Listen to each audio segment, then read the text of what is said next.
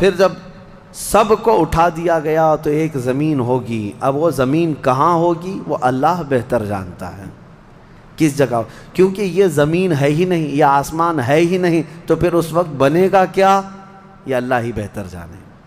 کہاں بنے گا، کس طرح بنے گا، اس میں ہم نہ سوچ سکتے ہیں نہ مثال دے سکتے ہیں. اب آپ مجھے بتاؤ، یہ جو زمین جس پہ آپ بیٹھے ہیں یہ ختم ہونے والی، کیا رہے گا نیچے؟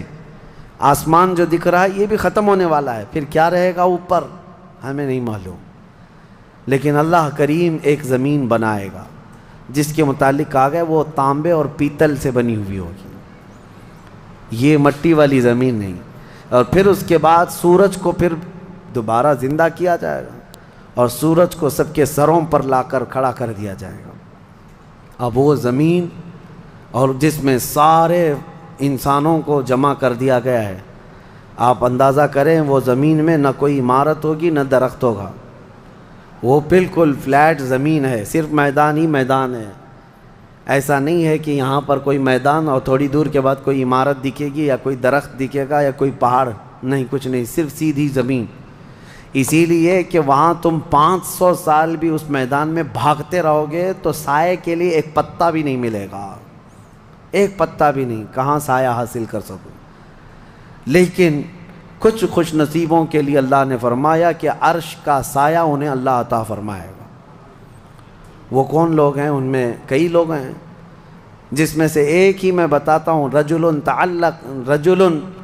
تعلق قلبہ بالمساجد، وہ ایسا آدمی جس کا دل مسجدوں میں لگا ہوا ہے، قیامت کے دن اسے اللہ عرش کا سایہ عطا فرمائے گا. آپ کی نماز ہو گئی، بیٹھے کیوں ہیں؟ نماز ہو گئی، نماز کے بعد چلے جانا چاہیے، لیکن تمہارا دل مسجد میں لگا ہوا ہے. انہی لوگوں کی فضیلت میں ہے جب قیامت کے دن کوئی سایہ نہ ہوگا، ان لوگوں کے لیے اللہ عرش کا سایہ عطا کرے گا. اب یہ جو سارے لوگ جمع ہوں گے، کسی کو کچھ پتہ نہیں کہ ہونا کیا ہے، کسی کو نہیں پتہ کہ کیا ہونا ہے. نفسا نفسی کا عالم ہے اور سب ایک دوسرے کو تک رہے ہیں. اب یہی مسئلہ ہے کہ سارے لوگ وہاں پہ کفار بھی ہوں گے، مشرکین بھی ہوں گے، جتنی امتیں پہلے آئی تھی وہ بھی ہیں، انبیاء بھی ہیں، اولیاء بھی ہیں، صلحاء بھی ہیں، صحابہ بھی ہیں، علماء بھی ہیں، سب ہیں. لیکن کسی کو کچھ سوچتا نہیں کہ کیا کیا جائے. یہی بے خبری سے پوری مخلوق جو ہے انبیاء کے پاس جاتی ہے. انبیاء میں سب سے پہلے ابو البشر سیدنا آدم علیہ السلام سے کہتے ہیں سارے لوگ، آپ تو ہم سب کے باپ ہیں، ہمارے لیے اللہ کی بارگاہ میں سفارش کریں کہ کچھ ہمارے متعلق کیا حکم ہے وہ پتہ چل جائے، ہمیں کہاں جانا ہے، جنت میں یا دوزخ میں، یہ ابھی پتہ چل جائے، حساب بھی نہیں شروع ہو رہا ہے. تو آدم علیہ السلام نے فرمایا، وہ فرمائیں گے کہ اے لوگو جاؤ، اس لیے کہ مجھے ڈر ہے اللہ کریم کی بارگاہ میں نے جنت میں وہ ممنوع شجر کا جو پھل کھا لیا تھا، مجھے آج بھی اس کا احساس ہے کہ کہیں رب تبارک و تعالیٰ مجھے اس پر عتاب نہ فرما دے. جاؤ کسی اور کے پاس. جتنے نبیوں کے پاس یہ قوم جاتی تھی وہ انبیاء کرام یہ کہتے آج ہمیں خوف ہے اللہ کریم کی بارگاہ میں، وہ قہار ہے، وہ جبار ہے. اور میں نے آج ایک آیت یہ بھی پڑھی ہے سورہ مومن میں، اللہ نے فرمایا لمن الملک اليوم، اس دن یہ آواز آئے گی آج کی بادشاہت کس کی ہے، آج کی بادشاہت کس کی ہے. پھر اللہ خود فرمائے گا للہ الواحد القہار، ایک قہر کرنے والے خدا کی آج بادشاہت ہے. اس دن صرف اس کی سلطنت ہوگی، صرف اس کی حکومت ہے. انبیاء ملائکہ سب ڈرے ہوئے ہیں، پتہ نہیں برسوں یہ قوم گھومتی رہے گی مخلوق. عیسیٰ علیہ السلام فرمائیں گے کہ اے لوگو جاؤ محمد الرسول اللہ کے پاس، آج وہ تمہاری سنیں گے اور اللہ ان کی سنے گا. پوری مخلوق جب نبی کریم صلی اللہ علیہ وسلم کے پاس آتی ہے تو نبی پاک صلی اللہ تعالیٰ علیہ وسلم فرماتے ہیں ہاں میں اسی کے انتظار میں ہوں. پھر حضور صلی اللہ علیہ وسلم سجدے میں گرتے ہیں اور اللہ کو منانے لگتے ہیں کہ مولا ہے تو تیرے بندے، تو حساب تو شروع فرما. اس کو کہتے ہیں شفاعت کبریٰ. یہ کیا ہے؟ شفاعت کبریٰ، بڑی شفاعت. یہ سب کے لیے، کافروں کے لیے، مشرکوں کے لیے، سب کے لیے۔ یعنی حضور کی پہلی شفاعت کس کام کی تھی؟ کہ اللہ حساب تو شروع کرے، یہ شفاعت کبریٰ ہے، حساب شروع کرے مولا تعالیٰ ساری انسانیت کے لیے۔ حضور جب سجدے میں گرتے ہیں اللہ کریم فرماتا ہے ارفع رأسک یا محمد۔ حضور نے یہ فرمایا ہے کہ اس دن میں سجدے میں ایسی ثنا اور ایسی حمد بیان کروں گا اللہ کی جو آج تک کسی نے نہیں بیان کی ہوگی، اور اسی دن مجھے اللہ وہ تلقین بھی فرمائے گا۔ اور جب حضور ثنا کر رہے ہوں گے اللہ فرماتا ہے ارفع رأسک یا محمد، اے محمد صلی اللہ علیہ وسلم اپنا سر اٹھائیے، آپ مانگیے آپ کو دیا جائے گا، آپ پوچھئے آپ کو جواب دیا جائے گا۔ یہ پہلا سوال ہے اللہ کی بارگاہ میں قیامت کے دن، اور پہلا جواب ہے، باقی کسی بندے کو کوئی جواب نہیں تھا۔ اللہ کی بارگاہ میں حضور نے جب یہ عرض کیا تو رب تعالیٰ فرماتا ہے ملائکہ کو جس کی ڈیوٹی تھی، جس کا کام تھا کہ میدان قیامت میں میزان عمل لگا دیا جائے، حساب و کتاب ہوں، سب کے نام اعمال ان کے ہاتھوں میں دیے جائیں، سب کو پڑھنے کا حکم دیا جائے۔ اب حساب کا آرڈر آ گیا، حکم آ گیا، تو لوگ تھوڑی راحت کی سانس لیتے ہیں کہ چلو حساب شروع ہونے والا ہے، لیکن ابھی اتنا آسان نہیں ہے، اتنا آسان نہیں۔ اب فرشتے لا رہے ہیں سب کے اعمال نامے۔ لوگوں کو ایسا لگتا ہے اعمال نامہ یہ 4 پنے کا ہوگا، ہاں جیسے ایگزام پیپر میں فل شیٹ A4 سائز کی شیٹ لے کر کے بیٹھتے ہیں۔ قرآن میں تو اللہ تعالیٰ نے فرمایا کہ جب نامہ اعمال فرشتے لے کر کے آئیں گے تو کتنے ہوں گے پتہ ہے؟ تمہاری نظر جہاں تک جاتی ہوگی وہاں تک صرف کتابیں تمہاری ہوں گی، صرف تمہاری کتابیں فرشتے لاد کر کے لا رہے ہوں گے، اس میں سب لکھا ہوگا، زندگی میں جتنی مرتبہ باتیں کیا تھا، جو کچھ بھی کیا تھا سب ڈیٹیل ہوگا۔ اور ہر آدمی وہاں پکار کر کے کیا کہتا ہے ما لہذا الکتاب لا یغادر صغیرۃ ولا کبیرۃ الا احصاها، اے اللہ تو کیسی کتاب بنا دیا، اس میں چھوٹی چیز بھی نہیں چھوڑی گئی، بڑی چیز بھی نہیں چھوڑی گئی، سب لکھ دیا گیا ہے، اور پھر لا کر کے تھما دیا جائے گا۔ یہ پہلی علامت ہے کہ جس کے سیدھے ہاتھ میں اس کے نامہ اعمال پکڑا دیے جائیں گے، فرمایا گیا اس کے لیے وہیں سے ہلکا پن ہے، بشارت ہے کہ آسانی ہوگی، اور جس کے بائیں ہاتھ میں فرشتوں نے پکڑا دیا تو سمجھ لو کہ اب لمبا اس کا وقت جانے والا ہے، حساب سخت ہونے والا ہے۔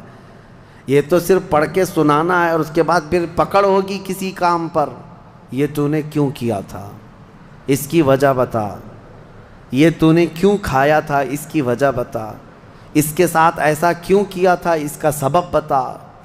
صرف پڑھ کر کے سنانا نہیں ہے، جو کیا تھا اس کی وجہ بتانا ہے، اور جب وجہ کچھ نہ ہوگی حکم آ جائے گا کہ انہیں اوندھے منہ کھینچ کر کے دوزخ کی طرف لے جائیں۔ یہ قیامت کے دن ہو رہا ہے۔ اب یہاں پر ایک دوسری شفاعت ہے میرے آقا صلی اللہ علیہ وسلم۔ اب یہ جو شفاعت ہے یہ خاص امت محمدیہ کے لیے۔ ایک شفاعت حضور نے فرمائی سارے انسانوں کا حساب شروع ہو جائے، جب حساب شروع ہو گیا تو رب حضور صلی اللہ تعالیٰ علیہ وسلم پھر سجدہ کرتے ہیں اللہ کی بارگاہ میں۔ اللہ فرماتا ہے محبوب سر اٹھائیں، پوچھیں آپ کو دیا جائے گا۔ حضور عرض کرتے ہیں مولا میری امت کی بخشش آسان فرما دے، میری امت کا حساب آسان فرما دے۔ اب حضور کو اختیار دیا جائے گا، حضور کی یہ بھولی بھالی امت جہاں جہاں ہوگی حضور صلی اللہ علیہ وسلم فرماتے ہیں میں ان کو دور سے پہچان رہا ہوں گا۔ دیکھو میرے عزیزوں بھرا مجمع ہے، کتنی امتیں ہیں۔ ایک صحابی نے پوچھا یا رسول اللہ ہم کو آپ قیامت میں پہچانیں گے؟ حضور نے فرمایا یقیناً پہچانوں گا۔ کیسے؟ حضور فرماتے ہیں زندگی میں تم جو وضو کرتے تھے، یہ جو اعضائے وضو ہیں چہرہ اور ہاتھ، حضور فرماتے ہیں قیامت کے دن یہ سورج کی طرح چمک رہے ہوں گے، اور اسی چمک سے میں پہچان لوں گا یہ میری امت ہے، جس کے ہاتھ چہرے چمک رہے ہوں۔ جو وضو ہی نہیں کرتا اس کا کیا چمکے گا؟ لیکن حضور صلی اللہ تعالیٰ علیہ وسلم نے حدیث پاک ہے یہ وضو کے اعضاء کی چمک سے حضور اپنی امت کو پہچان لیں گے، فلاں میرا امتی ہے، فلاں میرا امتی ہے۔ بہرحال اب اس کے بعد اب میں ان آیتوں کی طرف آتا ہوں. حساب و کتاب ہو رہا ہوگا. سب سے پہلے وہاں پر قیامت کے دن جن کو لایا جائے گا، الگ الگ روایات ہیں، اس میں 3 لوگوں کے متعلق فرمایا گیا، ایک عالم، ایک شہید اور ایک امیر آدمی پیسے والا. حالانکہ تینوں اچھے لوگ تھے. دنیا میں یہ جو امیر تھا بہت پیسہ بانٹتا تھا، اور یہ قاری قرآن تلاوت اچھی کرتا تھا، اور یہ شہید تو جنگ میں شہید ہوا تھا لڑ کر کے.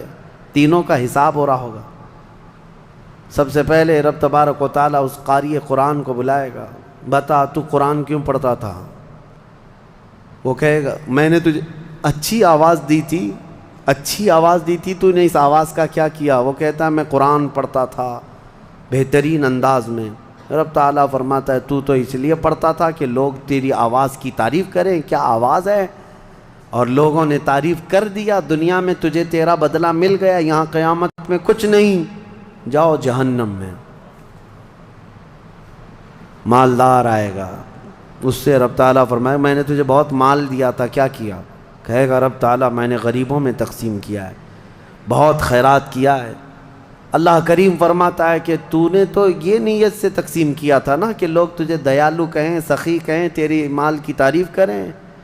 تو لوگوں نے تو وہ تعریف کر دی. دنیا میں جو تجھے ملنا تھا وہ مل گیا، تیری خواہش ہو گئی، یہاں کچھ نہیں. اسے بھی فرمایا جائے گا دوزخ میں ڈال دو. تیسرا جو شہید ہے اس کے لیے بھی رب تعالیٰ فرماتا ہے میں نے تجھے جوانی دی تھی، کیا کیا؟ کہا اے اللہ میں لڑتا رہا کافروں کے مقابل میں اور اپنی جان دے دیا. فرماتا ہے رب تعالیٰ کہ تو یہ سوچتا تھا نا کہ لوگ تیری بہادری کی تعریف کریں، لوگ تجھے بطل جلیل کہیں، مجاہد کہیں، تو یہ لوگوں کی تعریف سننے کے لیے کرتا رہا.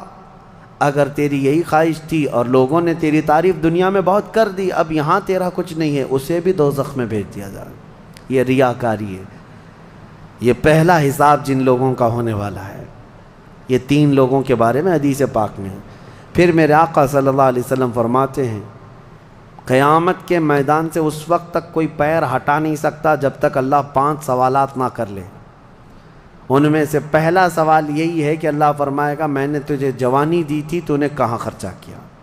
یہ ہر ایک کو بتانا پڑے گا، ہر ایک کو بتانا پڑے گا. اب آپ اپنی اپنی تیاری کر لو کہ کہاں کہاں خرچہ کیا، اللہ کو مجھے بتانا ہے.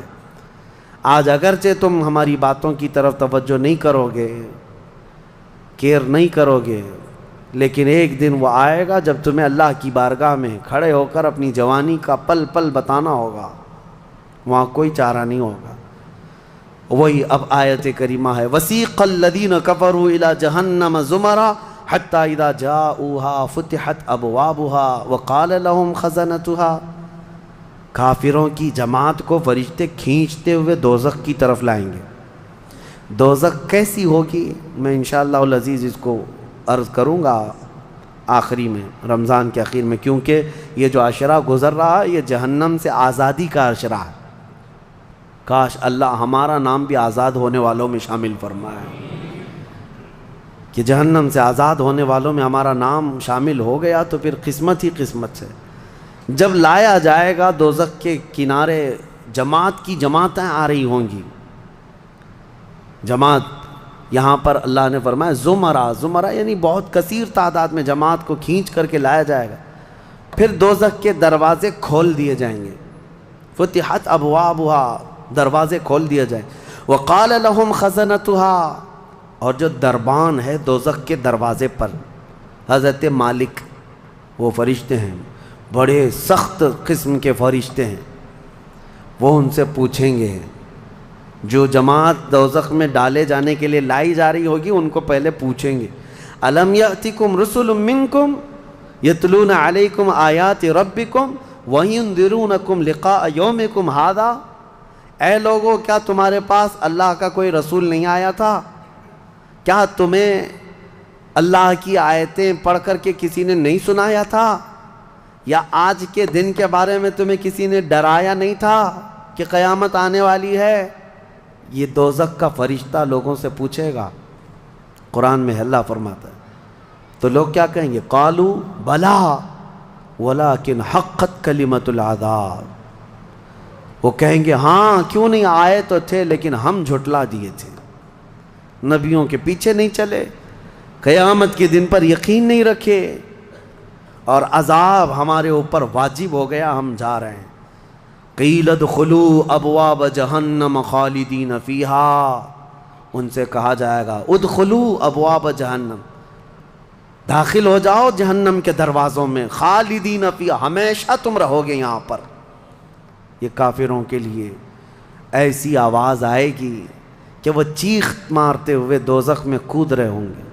فَبِئْسَ مَثْوَى الْمُتَكَبِّرِينَ، اللہ فرماتا ہے کیا ہی بری جگہ ہے، کیا ہی برا ٹھکانہ ہے یہ گھمنڈ کرنے والوں کا، زمین پہ اترانے والوں کا جو اللہ کو نہیں مانتے تھے۔